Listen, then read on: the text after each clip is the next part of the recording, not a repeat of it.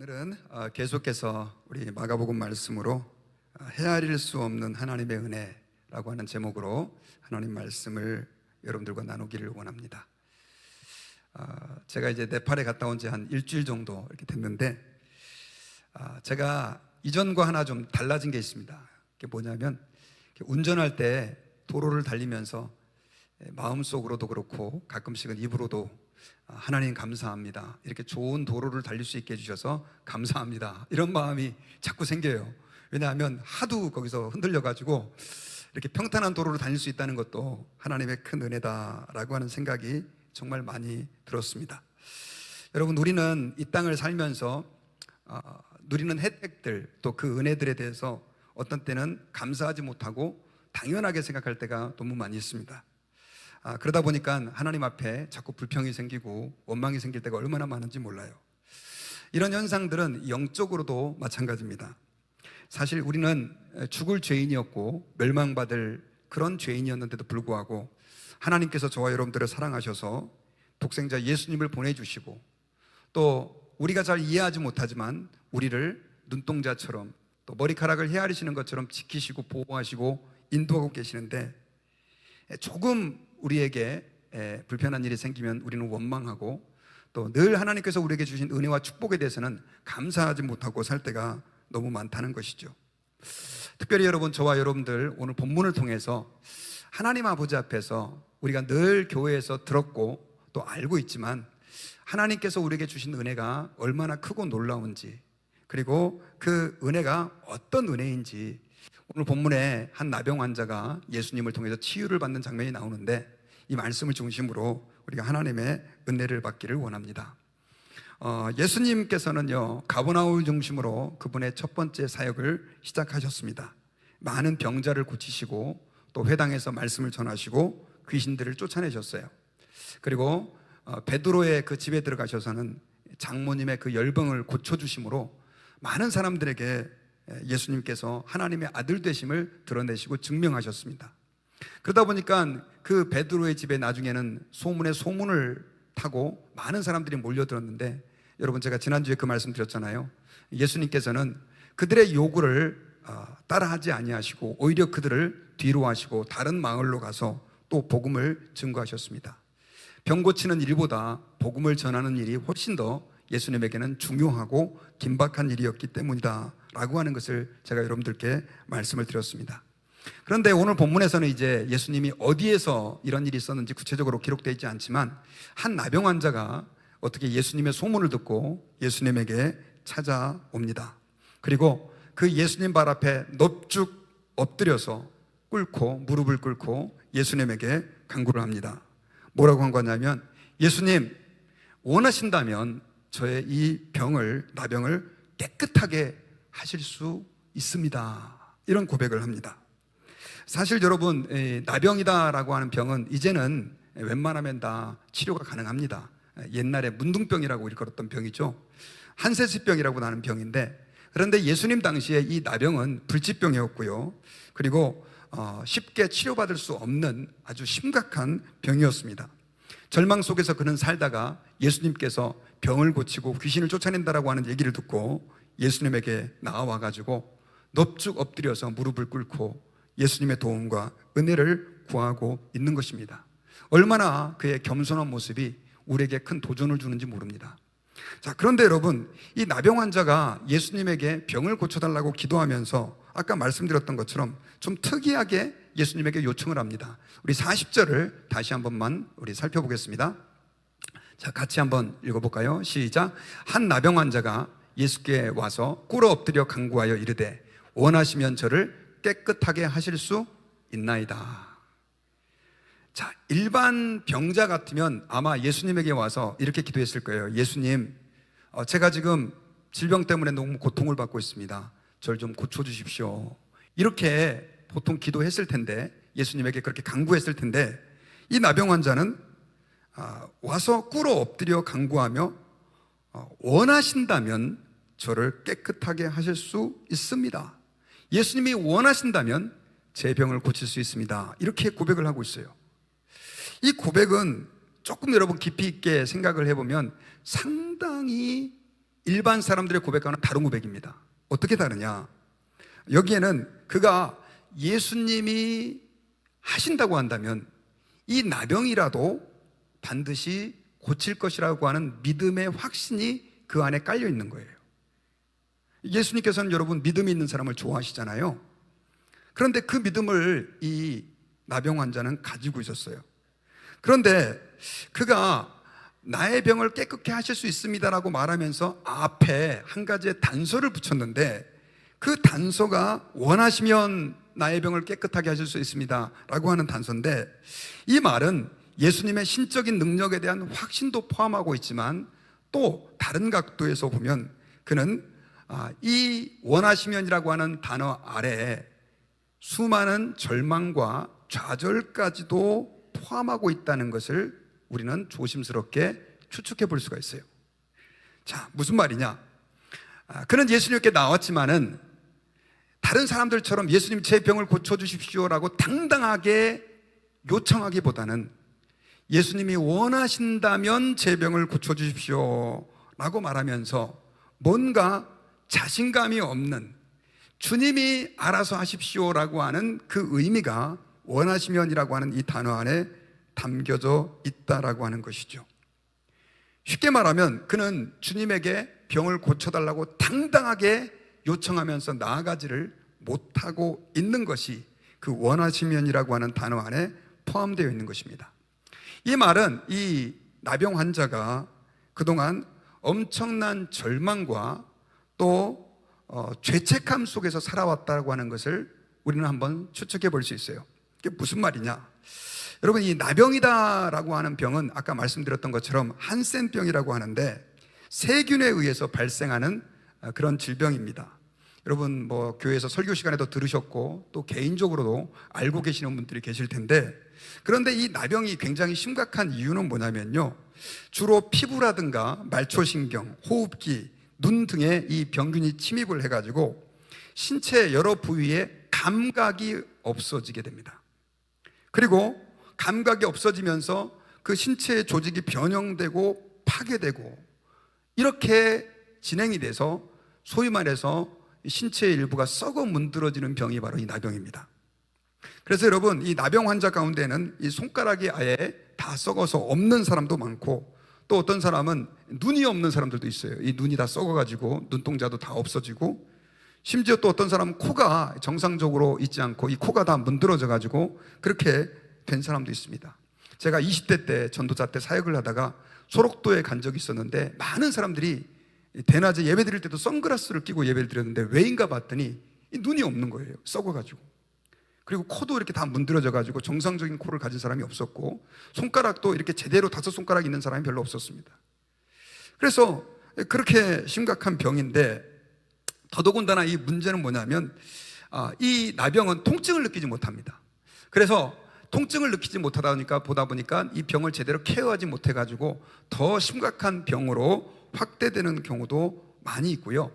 또 이 나병 자체가 그렇게 심각한 한 번 만든다고 해서 전염되는 그런 병은 아니지만, 그러나 기침이라든가 호흡기라든가 또 접촉을 통해서 전염될 가능성이 굉장히 많이 있었기 때문에 이것은 이스라엘 사회에서 부정한 병이라 여겨지는 그런 병이 있었어요.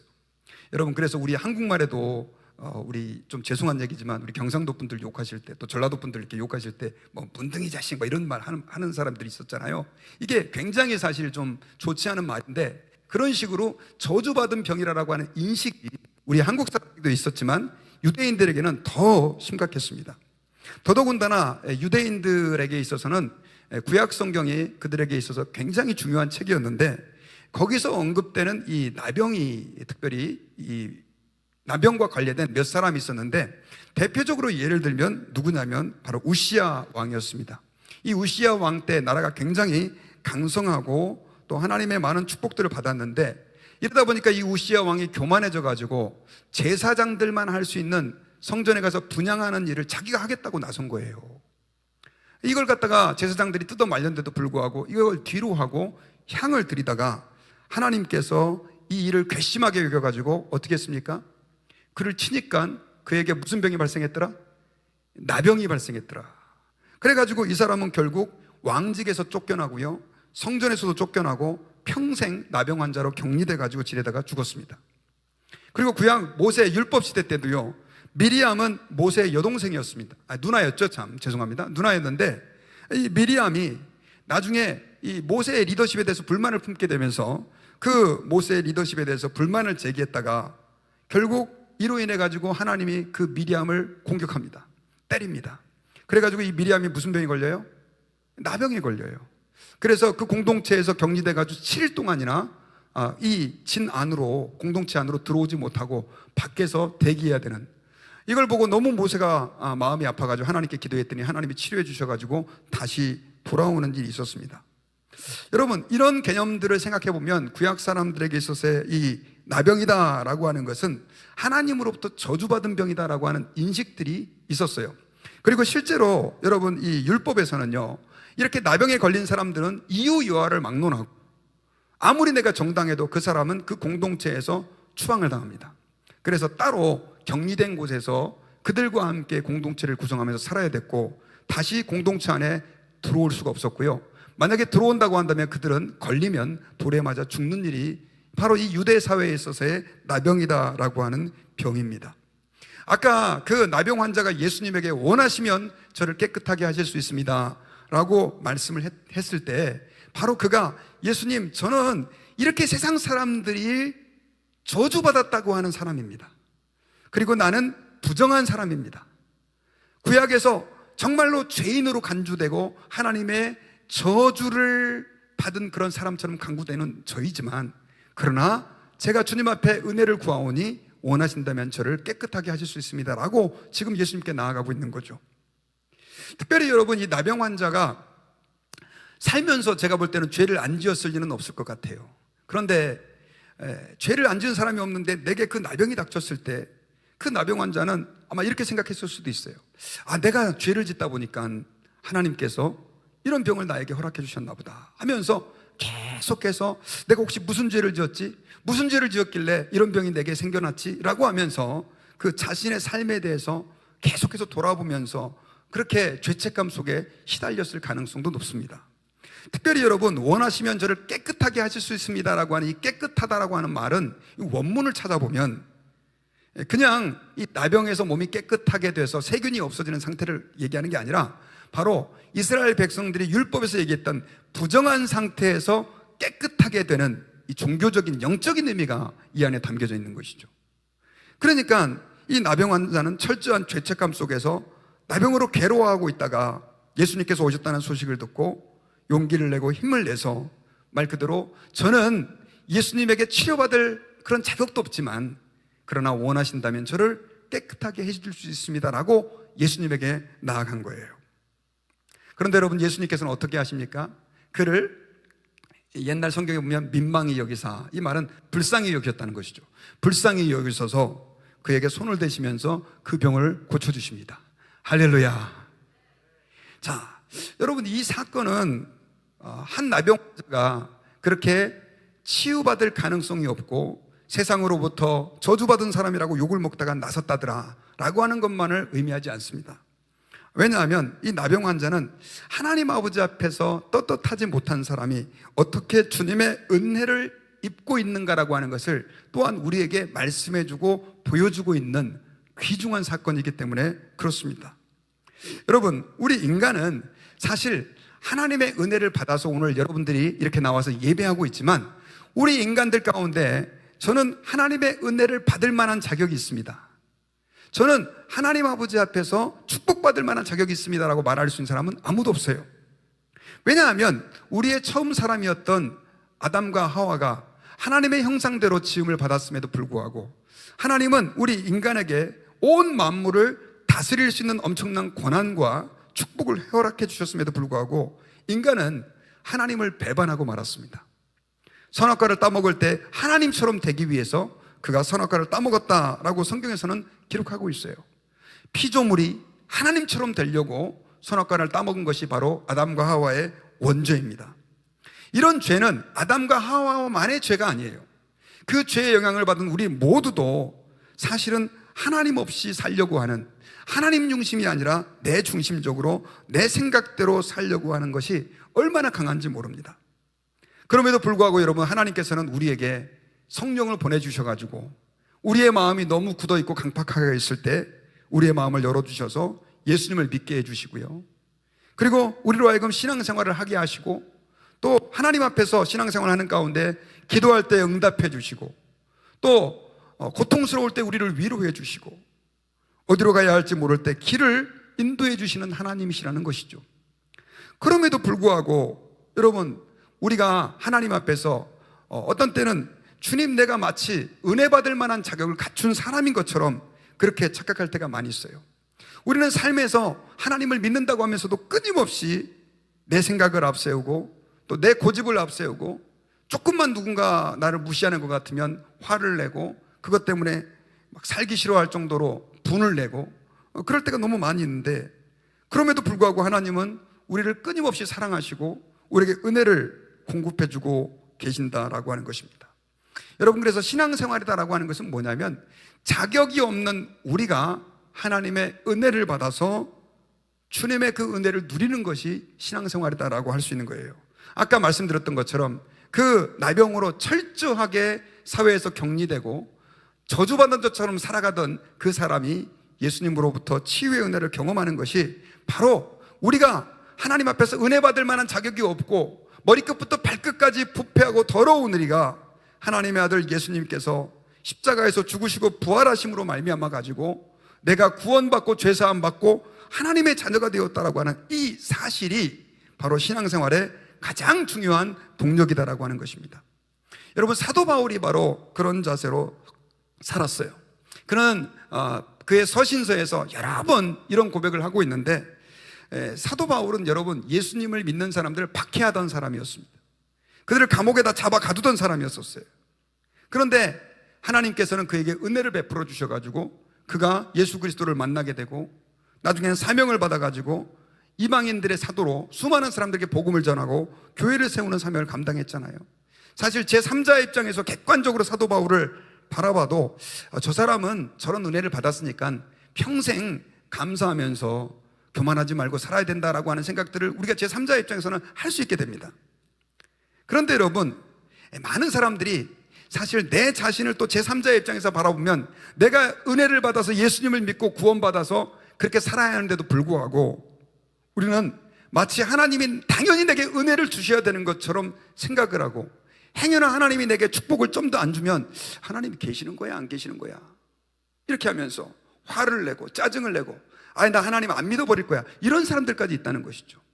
이것은 여러분, 우리가 하나님 아버지 앞에서 은혜 받을 만한 자격이 없었음에도 불구하고 하나님이 내게 엄청난 은혜를 주셨다라고 하는 사실을 망각하는 데서 오는 우리의 잘못된 반응이라는 것을 기억해야 합니다. 지난번에 여러분, 제가 이 네팔에 갔을 때 그 한 집을 방문했습니다.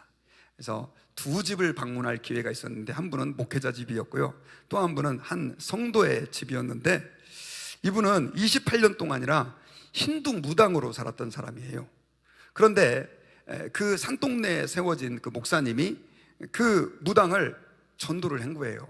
교회를 개척해놓고 그 동네에 무당이 산다는 걸 알고 계속해서 그 집에 가가지고 어쨌든 기도도 하고 전도도 하면서 예수 믿으시라고 했는데, 어느 날 그 무당이셨던 분이 예수 좀 믿겠다고 결정을 한 거예요. 그래가지고 나중에는 이제 교회를 출석하게 됐는데, 저희가 갔을 때 그분이 교회를 한 5번 정도 나왔을 때입니다. 그러면서 그 목사님이 저희한테, 저희 이제 그쪽 선교지에 갔던 저희에게 우리 교회에 좀 특별한 분이 있는데 그분을 위해서 좀 기도해 달라고 하는 거예요. 그래가지고 이제 소정수 목사님하고 저하고 또 그 장로님하고 그 목사님하고 4명이 그 집에 들어갔어요. 들어갔는데 나이를 짐작하기 어렵더라고요. 왜냐하면 네팔 분들이 나이가 좀 많이 들어 보이는데, 어쨌든 그 여자분이 계셨는데 할머니처럼 보이기도 했습니다. 어쨌든 그래가지고 그분한테 이야기를 들었더니, 안 그래도 젊었을 때부터 이 몸에 병이 있었는데 이렇게 몸이 막 떨리는 병이래요.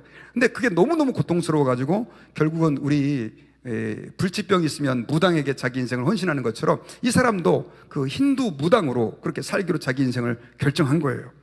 그래서 28년 동안이나 살았는데, 그런데 결국 이분은 제가 지난번에도 한번 다른 무당 얘기를 했던 것처럼 거기에서 오히려 더 큰 고통을 느끼고 병도 안 낫고, 그러다가 전도를 받고 교회 나가기 시작했는데, 놀라운 것은요, 교회를 나가면서부터 그 자기 자신에게 있었던 문제가 해결이 돼가지고 그 떨리는 병이 없어졌다는 거예요. 할렐루야. 얼마나 놀라운지 몰라요. 그래가지고 이제 저희가 그 얘기 잠깐 듣고 자세한 얘기는 할 시간이 없어서 그분을 위해서 기도해 주는데, 기도를 시작하는 그 순간부터 막 그렇게 울어요. 그렇게 울어요. 왜 울었을까요? 여러 가지 생각들이 있겠지만 저는 이런 생각을 해봤습니다. 내가 예수 그리스도를 믿을 만한 자격이 없는데, 나는 나의 그 오랜 세월 동안 잘못된 신들을 섬기며 살아왔는데, 예수님이 나를 위해서 십자가에서 죽어주셔서 믿을 수 있게 하시고 이 은혜를 베풀어 줬다는 것 때문에 그분은 그렇게 감격하지 않았을까 하는 생각이 듭니다.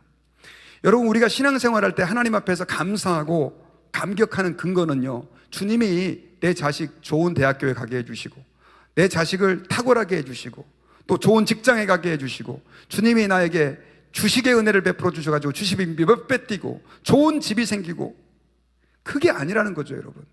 그거는 조금 지나가면 다 의미 없는 거예요. 오히려 더 가진 사람이 있고, 내 자식이 잘 됐다 할지라도 더 잘 된 애들 보면 또 마음이 불편해지는 게 우리 인간이에요.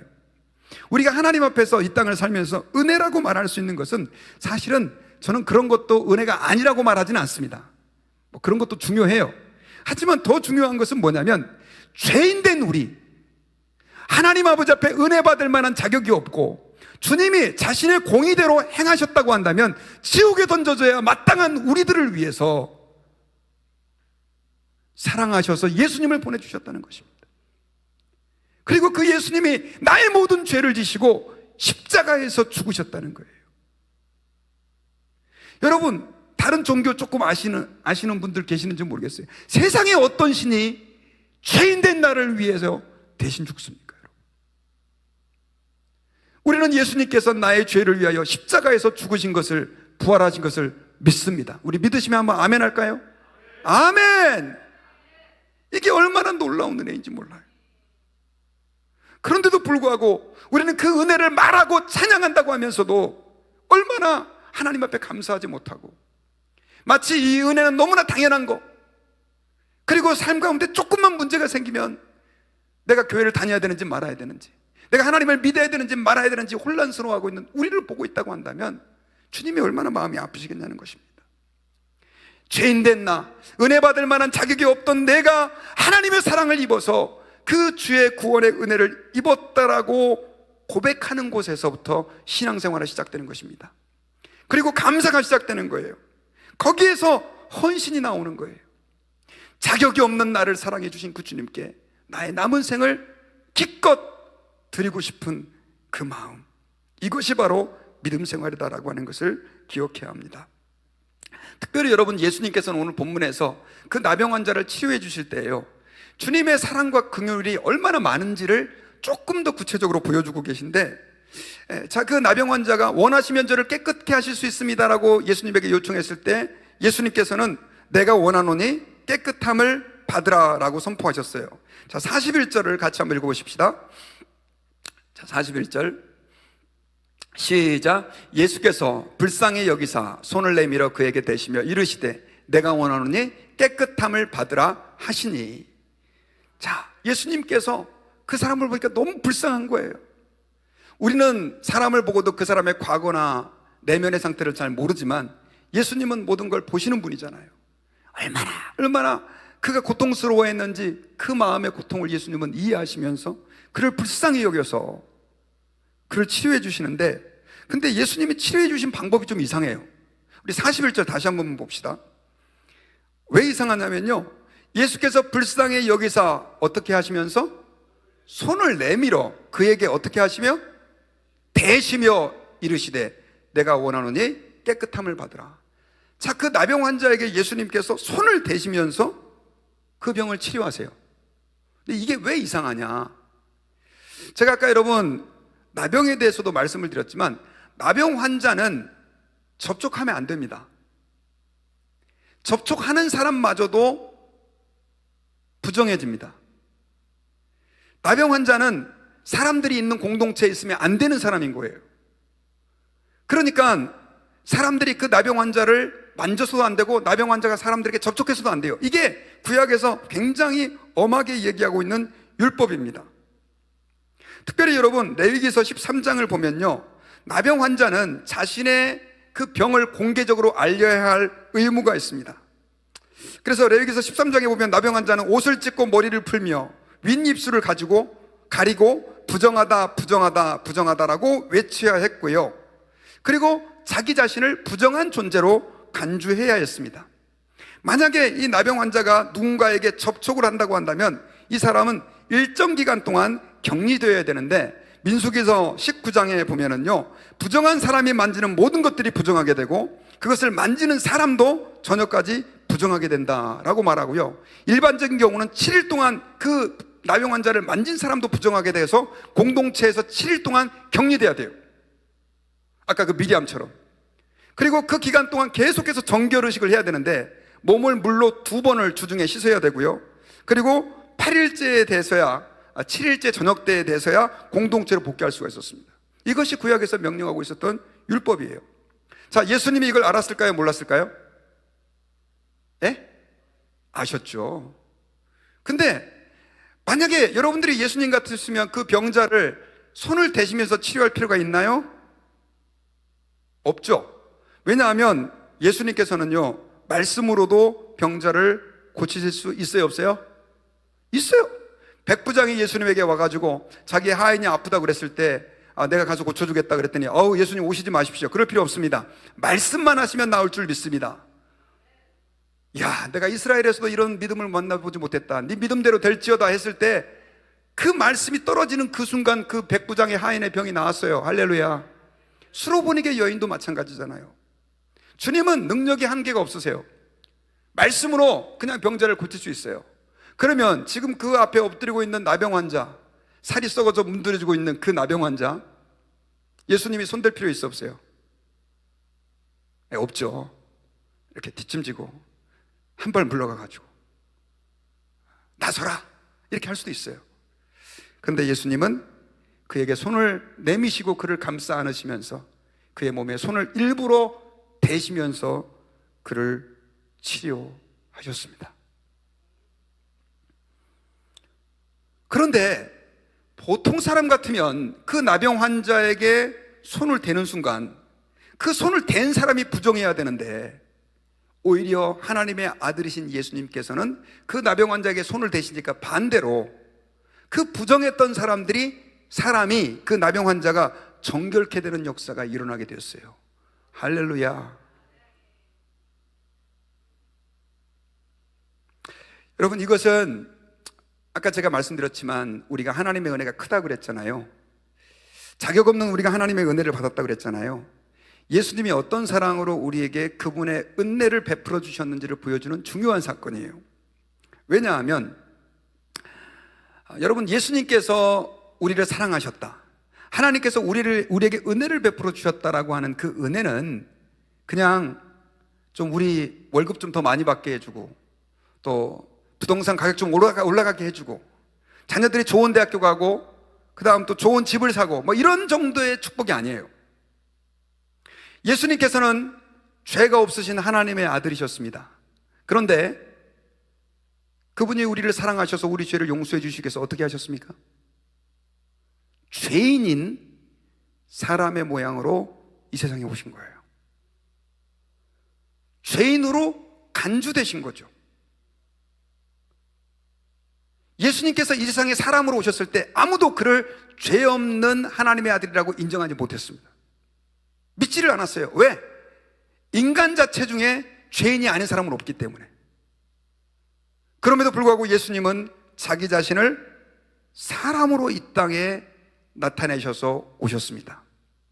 그것도 사람의 모양만 한 게 아니라 완전히 우리와 똑같은 100% 인간이 되셨어요. 뿐만이 아니에요. 예수님께서는 우리의 모든 죄를 담당하시고 짊어지심으로 마치 죄 없는 어린 양이 죄인의 안수를 받고 죄인처럼 간주되는 것처럼 예수님은 우리의 죄를 담당하심으로 죄 없는 그분이 죄인이 되셨습니다. 그리고 그 죄의 대가로 십자가에 매달려 죽으셨는데, 하나님께서는 우리의 죄를 짊어지신 그 예수님을 향하여 고개를 돌리셨어요. 그를 버리셨어요. 그래서 예수님께서 십자가상에서 이런 말씀하셨죠. 엘리 엘리 라마 사팍타니, 나의 하나님 어찌하여 나를 버리셨습니까? 여러분, 성부 하나님께서 성자를 버리셨어요. 왜 버리셨어요? 그 성자 하나님이신 예수님이 우리의 죄를 짊어지셨기 때문이에요. 담당하셨기 때문에. 그 순간만큼은 성자이시지만 죄인으로 간주되시고 죄인이 되신 거죠. 그래서 그 죄값을 지시고 십자가에서 죽으신 거예요. 여러분, 나병 환자에게 손을 대시는 예수님, 우리가 볼 때는 와, 대단하다, 어떻게 예수님 저렇게 하실 수 있지? 너무 사랑이 많으시다, 우리 이렇게 말할지 모르겠지만, 그러나 예수님은 나병 환자의 몸에 손을 대는 것이 문제가 아니라 실제로 자기 자신이 죄인으로 인정되셔서 우리의 죄를 지시고 십자가에서 우리 죄를 대신해서 죽으셨다는 것입니다. 우리가 그 은혜를 입었다는 사실을 여러분들이 기억하시기를 바랍니다. 하늘을 두루마리 삼고 바다를 먹물 삼아도 우리가 예수님의 그 은혜를 표현할 수 없다고 말하는 이유는, 성자 하나님 거룩하신 그분이 이 세상에 사람으로 오셔서 죄인으로 간주되시고 하나님의 심판과 형벌과 징계를 당하심으로 우리가 은혜를 받고 구원받게 되었다는 것입니다. 여러분, 오늘 본문에 나오는 이 나병 환자가 치료받는 사건, 어쩌다가 나병에 걸린 사람이 예수님 만나가지고 치료받았다라, 우리가 이렇게 이해하기보다는 특별히 은혜 받을 만한 자격이 없었던 우리들을 사랑해 주신 그 예수님, 또 친히 그를 만져주심으로 자기 자신을 죄인처럼 간주하신 그 예수님이 우리의 모든 죄를 지시고 십자가에서 죽으셨다는 사실을 우리는 기억하고 하나님께 감사하는 그런 시간이 되어야 될 줄 믿습니다. 우리가 그 은혜를 받았다고 한다면, 그러므로 여러분, 저와 여러분들은 이 땅을 살면서 하나님 아버지 앞에서 내가 은혜 받을 만한 자격이 있어서 은혜를 받은 것처럼 그렇게 생각해서는 안 돼요. 나는 잘생겨가지고 하나님의 은혜를 받았고, 나는 좋은 가문에서 태어나서 하나님의 은혜를 받고, 그렇게 생각하시면 안 돼요. 나는 자격이 없는 하나님의 사람, 심판받아 마땅한, 지옥이 있다면 제일 깊은 곳에 던져져서 이미 그 불 속에서 고통당해야 할 내가 주님의 은혜로 구원받았다라고 하는 사실을 우리는 잊어버리면 안 됩니다. 그리고 그런 나를 위해서 예수님이 나의 모든 죄를 담당하셨다라고 하는 것을, 짊어지셨다라고 하는 것을 믿는다고 한다면, 우리는 이 땅을 살아가면서 우리의 남은 생애 동안 이제 정말 아직도 예수 그리스도를 알지 못하는 사람들, 또 약한 사람들, 또 죄악 중에서 방황하는 사람들을 우리가 저 더러운 인간들 하면서 회피하지 말고, 그들에게 하나님의 복음이 증거될 수 있도록 예수님께서 거룩하신 분임에도 불구하고 이 땅에 죄인으로 오셔서 우리의 모든 죄를 담당하신 것처럼 우리는 죄악이 있는 세상을 향해서 그리스도의 복음을 들고 나아가야 될 줄 믿습니다. 여러분, 예수님은 우리에게 이렇게 명령하셨어요. 너희는 세상의 빛이다. 너희는 세상의 소금이다. 왜 그렇게 얘기했느냐? 사실은 네가 그렇게 빛처럼 대단한 사람이야, 네가 소금처럼 대단한 사람이야, 물론 이런 의미도 있겠지만, 사실 여러분, 빛이 아무리 있어도 빛이라고 하는 것이 빛이 될 수 있는 것은 어둠이라고 하는 곳에 빛이 들어갈 때 그 빛은 의미가 있는 거예요. 소금이라고 하는 것은 소금 너무 귀해, 소금 자체로 귀한 것이 아니라 맛이 없는 음식에 뿌려질 때 그 소금이 같이 있는 거고, 썩어가는 음식에, 썩을 수 있는 그 음식에 소금이 뿌려질 때 그 부패를 방지함으로 의미가 있는 거예요. 여러분, 우리가 예수님이 하늘 영광을 버리시고 사람이 되시는 그 은혜를 입었다고 한다면 우리는 이제 어둠을 향해서 갈 수 있어야 됩니다. 썩어질 세상을 향하여 뿌려질 수 있는 소금으로서의 사명을 감당해야 되는 거예요. 그래서 여러분, 예수 믿는 사람들이 우리끼리 잘 먹고 잘 살자 해가지고 자꾸만 예수 믿는 사람들이 너무나 세상과 이렇게 분리되는, 약간 그 바리새인들처럼 분리 마치 옛날에 절이 산속으로 들어가서 속세와 분리되는 것처럼 신앙생활을 그렇게 하는 사람들이 계신데, 그건 성경적인 게 아니에요. 저는 저와 여러분들이 우리의 남은 생애 동안 어두운 세상에 빛이 되고 썩어가는 세상에 소금이 되기를 원합니다. 그러기 위해서는 교회에서부터 있잖아요. 나하고 친한 사람만 어울리지 말고 좀 멀리 있는 사람도 찾아가서 내가 볼 땐 저 사람이 좀 시원찮아 보여도 먼저 손 내밀어 인사도 하고 그렇게 다정하게 말도 걸고 이 연습을 해야지. 그래야 세상에 여러분 힘든 사람들, 강박한 사람들 만나서 복음도 전하고 빛과 소금의 삶을 감당할 수 있을 거 아니에요. 제가 여러분 한국에 있으면서 주일날 그냥 제가 있었던 숙소 근처에 한 교회를 찾아간 적이 있었습니다. 김포에 있는 교회였는데 교회가 꽤 큰 교회였었어요. 근데 제가 거기에서 굉장히 쇼크를 받았어요. 왜냐하면 그냥 예배 시간 맞춰서 제가 찾아갔는데 교회를 갔는데 예배당이 어디 있는지를 모르겠더라고요. 예배당 사인도 초신자로 해서 잘 해놔야 되겠더라고요. 근데 여러분 제가 굉장히 숫기가 없습니다. 이해가 좀 가시나요? 처음 보는 사람한테 말을 잘 못 걸겠는 거예요. 왜냐하면 사람들이 다 바쁘고 뭐 하는 것 같고. 그래서 한참 제 스스로 좀 찾아보려고 그랬는데 도저히 못 찾겠어요. 그래가지고 거기 있는 사람 붙잡고 이렇게 물었더니 어쨌든 저 3층으로 가시면 예배당이 있다고 그래가지고 가서 예배를 드리고 왔습니다. 그런데 그 예배 드리는 한 1시간 반 동안 아무도 제게 인사를 안 하더라고요. 제가 깜짝 놀랐어요. 그래서 제가 다른 친구들한테 이렇게 물어봤거든요. 야, 한국 교회는 원래 이러냐? 교회가 좀 크다 그래가지고 만약에 내가 안 믿는 사람이었으면 어떡할 거야? 그랬더니 야, 한국에는 원래 이렇게 큰 편이 인사 안 해 그러는 거예요. 그래서 제가 이건 심각한 문제다 만약에 그렇다고 한다면. 여러분 저는 저와 여러분들이 늘 내가 머물러 있는 그 공동체만 머무르지 말고요, 조금 복음이 필요한 곳, 안 믿는 사람들 좀 만나서 밥도 드시고, 또 우리 교회 아직 믿음이 없는 청년들에게 또 같이 손 내밀어서 뭐 인사도 먼저 하시고, 또 나하고 좀 안 친한 사람하고도 같이 좀 손도 내밀고 인사하고, 그렇게 해야 내게 있는 빛이 그들에게 비춰지고 내 안에 있는 소금이 그 썩어질 그 영혼에게 하나님의 능력이 돼서 오히려 의미 있게 하고 가치 있게 하지 않겠느냐는 것입니다. 저는 여러분 이제 말씀의 결론을 맺으려고 합니다. 오늘 본문에 나오는 이 나병 환자의 이 이야기는 저와 여러분들이 나병 환자와 같은 영적으로 그렇게 부정한 자였고 은혜 받을 만한 적이 없었던 사람인데 하나님의 은혜가 우리에게 쏟아 부어져서 우리가 어떤 은혜, 어떤 치유를 경험했는지를 간접적으로 보여주고 있는 이야기라고 저는 믿습니다. 우리가 그 은혜를 받고 있다고 한다면 이제 말로만이 아니라 우리의 삶의 현장에서 그 은혜를 녹아내릴 수 있도록, 또 어두운 곳에 빛으로 발할 수 있도록 그런 삶을 사모하는 하나님의 백성들 되시기를 주의 이름으로 축원합니다.